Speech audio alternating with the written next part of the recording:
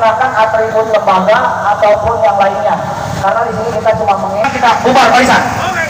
Atur nuhun.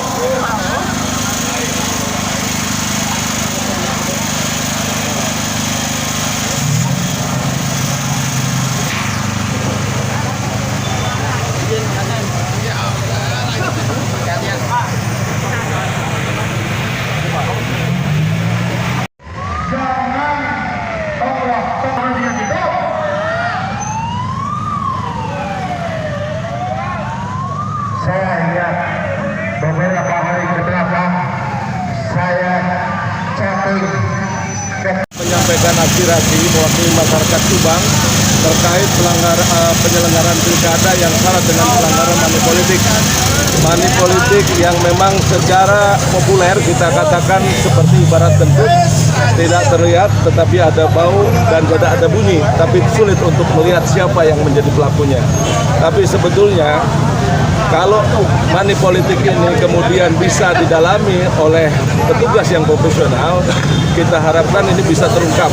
Apa yang kemudian menjadi kebijakan money politik yang menyebabkan kebobrokan dalam demokrasi karena dilakukan secara terstruktur, sistematis dan masif, itu akan menjadi sebuah kemunduran demokrasi, terutama kepada hasil-hasil daripada pemilihan kepala daerah Subang itu sendiri.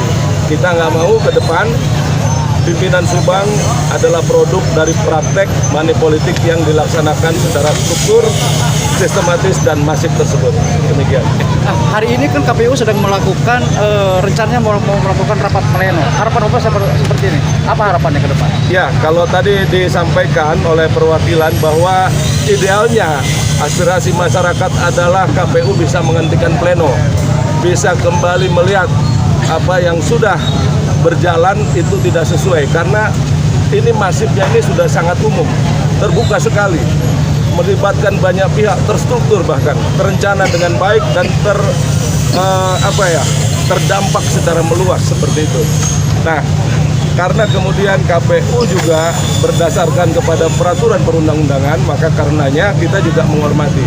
Baik kalau KPU memang mau melanjutkan berdasarkan peraturan, kita hormati.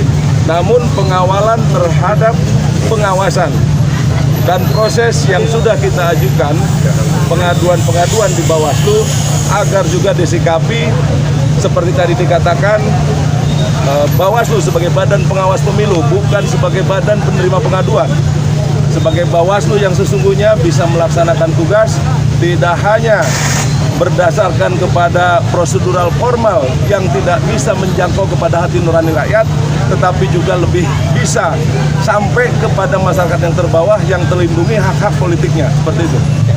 Kalau kemudian hari ini Bawaslu, Tadi saya sudah berkoordinasi dengan Bawaslu bahwa Bawaslu membuka ruang kepada kita, tetapi oleh karena ketatnya hukum acara di dalam penanganan pelanggaran penyelenggaraan pemilu, maka kita diberikan waktu 2 hari untuk melengkapi pengaduan yang ada.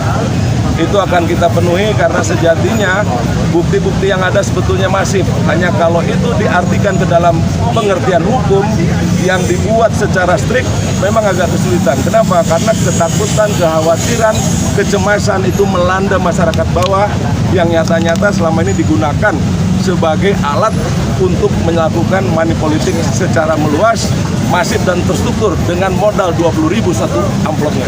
Demikian.